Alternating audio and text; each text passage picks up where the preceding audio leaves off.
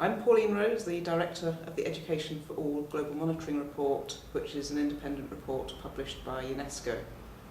I just want to make 3 points in relation to the importance of putting equity on the agenda for the post-2015 goals in relation to education.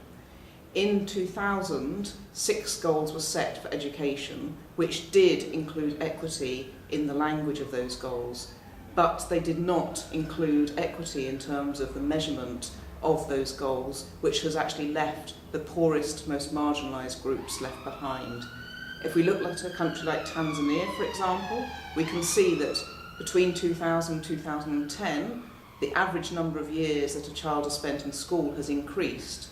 But for the lowest performing group, for the poor rural girls, actually their time that they're spending in school has not changed. So they continue to just spend 4 years in school. That was the same in 2000 as in 2010.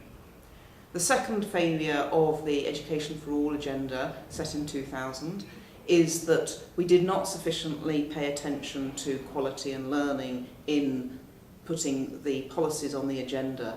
So in 2015, when we're setting the goals for the next 15 years, we need to make sure that learning is also central and ensure that learning is central not only for those children who are in school, but make sure that all children are both in school and learning. This means that for a country like Tanzania again, if they are in school, about 60% of them are learning the basics. However, when we look at the fact that there are a number of them who don't stay in school, that falls to around 30% who are actually in school and learning the basics.